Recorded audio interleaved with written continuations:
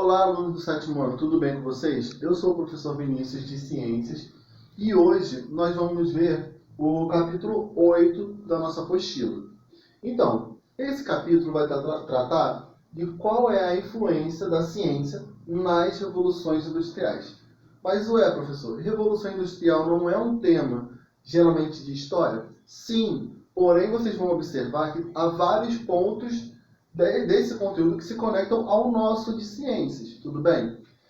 Então, a ciência e as revoluções industriais, o que elas têm em comum? Antes disso, vamos tentar definir aqui o que é ciência e tecnologia. A ciência é um campo de conhecimento da humanidade que está muito ligado a, por exemplo, você observar um determinado fato, observar algum fenômeno da natureza e criar ideias, que a gente chama de hipóteses, para explicar aquele fenômeno, para tentar explicar aquela sua observação. Tudo bem? Então eu tenho aquela ideia para explicar, só que é o seguinte, eu tenho que tentar testar essa ideia. Então eu vou fazer o que a gente chama de experimentos. Então os meus experimentos vão ser para confirmar ou negar a minha hipótese, a minha ideia. Então é o seguinte, se o experimento acaba sendo positivo a minha hipótese, eu crio o que a gente chama de teoria. Então a teoria nada mais é do que uma hipótese que foi muito testada, foi passada por vários experimentos, tudo bem? E se ela é negada? Se ela é negada, ela é simplesmente descartada e eu vou tentar achar uma nova hipótese que tente explicar melhor aquele fenômeno que eu encontrei. Já a tecnologia está muito ligada ao desenvolvimento de ferramentas, desenvolvimento de técnicas que auxiliem a atividade humana, tudo bem? Então, por exemplo, a invenção da roda foi uma grande invenção que auxiliou tanto no transporte de seres humanos como no transporte de carga e assim por diante. Então, a tecnologia está ligada a isso, a invenção de determinadas técnicas, determinadas ferramentas que auxiliam a atividade humana. E a ciência e a tecnologia, elas sempre andam de mãos dadas. Porque é o seguinte, às vezes você precisa de um conhecimento científico para inventar alguma nova tecnologia, assim como novas tecnologias auxiliam na construção do conhecimento científico. Tudo bem? Então tudo isso são duas coisas que andam de mãos dadas e contribuem para o que a gente chama de revoluções tecnológicas. Uma revolução nada mais é do que uma grande mudança que ocorre na sociedade, tá bom? Então, uma revolução tecnológica é quando a gente sai de uma tecnologia mais arcaica, por assim dizer, para uma tecnologia nova que nos auxilia melhor. Basta a gente pensar, por exemplo, quando um homem estava na Idade da Pedra, utilizava ferramentas de pedra e inventou ferramentas de ferro, ferramentas de aço e assim por diante. O trabalho do ser humano ficou muito mais fácil depois disso, tá bom? Por exemplo, a gente pode pensar, antes da invenção do smartphone, como que a gente se comunicava? Ninguém ficava aí conversando pelo WhatsApp, as pessoas precisavam ligar umas para as outras. Era bem diferente. E antes da existência do telefone, a gente mandava cartas, e assim a gente consegue ver como que essas revoluções tecnológicas mudam a nossa sociedade, tudo bem? Antigamente, você sentava com um grupo de amigos e tal, você conversava mais. Hoje, com a invenção do smartphone, as pessoas são muito mais virtuais, tá bom? E isso tudo se relaciona com as revoluções industriais, tá bom? Que são 3, a gente pode dizer que são 4 também, tá? Então, as revoluções industriais, elas vão ter como características as fontes de energia, as fontes de combustíveis que foram utilizadas em determinada época, as tecnologias que foram inventadas e suas consequências para a sociedade, tá bom? Então, vamos ver essas revoluções industriais? A primeira revolução industrial, ela ocorre no final do século XVIII e início do século XIX, tá? E ela tem como principal fonte de combustível, principal fonte de energia, o carvão mineral, tá? Então, esse carvão mineral, ele é queimado para se obter calor, para se obter energia, tá? E as principais invenções foram máquinas movidas a vapor, tá bom? Então, só a gente lembrar daquelas grandes locomotivas movidas a vapor, ou outras máquinas que também eram movidas a vapor. Nada mais é do que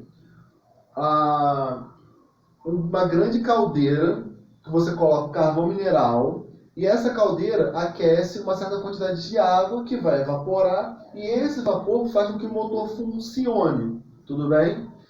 E isso foi puxado muito pela produção em larga escala. Antes disso, você tinha uma produção de bens materiais muito mais artesanal, tá? Então demorava muito tempo para você ter a produção de, sei lá, de uma camisa.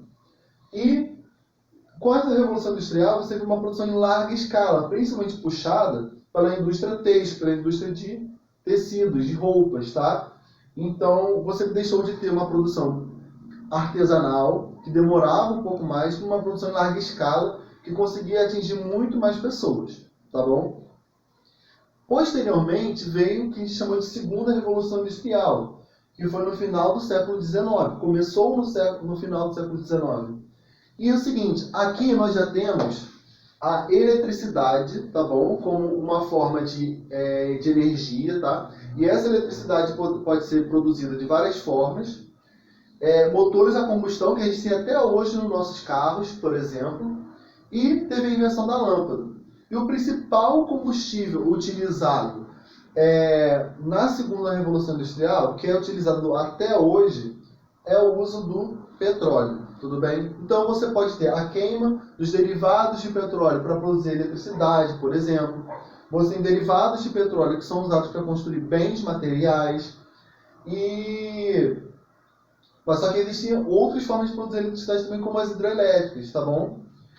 Só que é o seguinte, essa Segunda Revolução Industrial, ela se dá até mais ou menos a década de 50.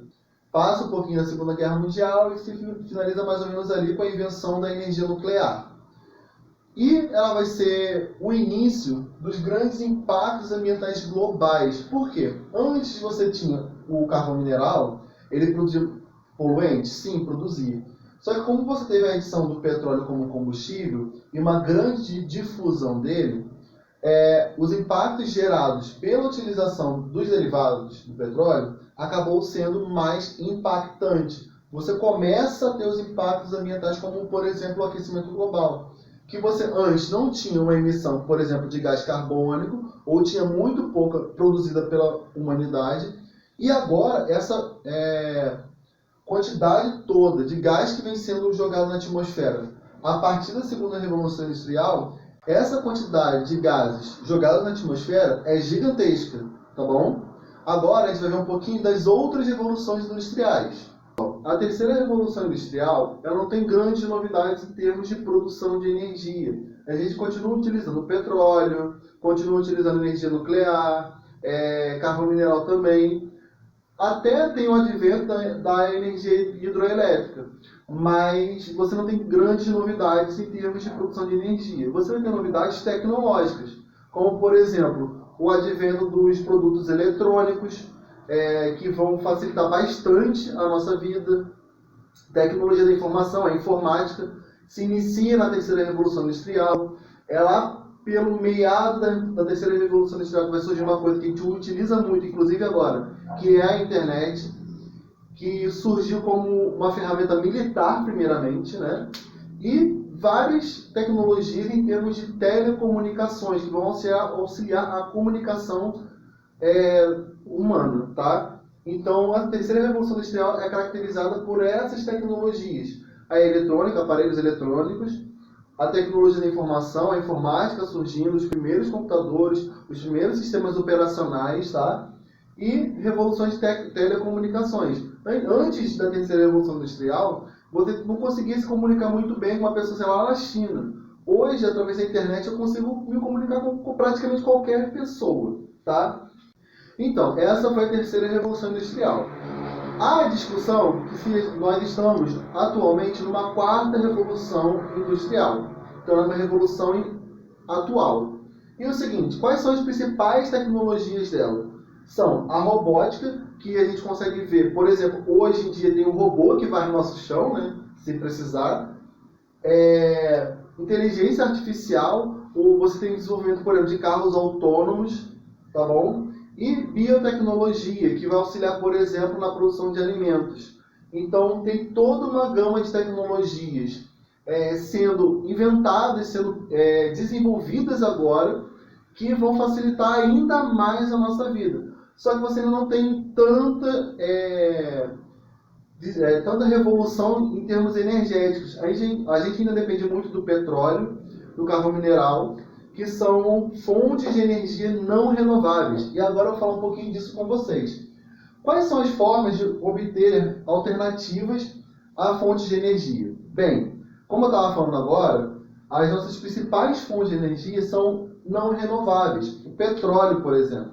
E não renováveis por quê? Em algum momento elas vão acabar, porque elas não se renovam tão rápido quanto a gente utiliza. O petróleo e o carvão mineral levam milhões de anos para serem formados na natureza. E quando a gente usou quase todo o petróleo que a gente conhece em, 100, 120 anos, tá?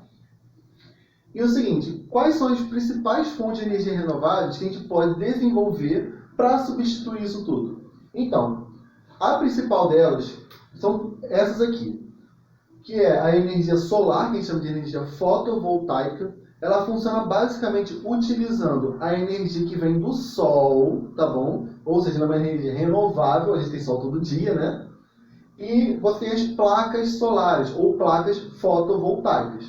Elas basicamente pegam a energia solar e a convertem em energia elétrica para nossas casas. Tudo bem?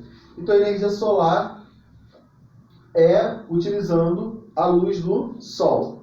Ela ainda é uma energia um pouco cara de se ter em casa, mas ela acaba compensando, porque basta você pensar, eu vou gastar um tanto de dinheiro para colocar placas fotovoltaicas no meu telhado, por exemplo, mas com o tempo elas acabam se pagando, porque eu não vou pagar mais conta de luz, ou pagar uma conta de luz muito baixinha, tá? Mas infelizmente ainda é um pouco cara, com o tempo a gente vai notando que ela vai barateando.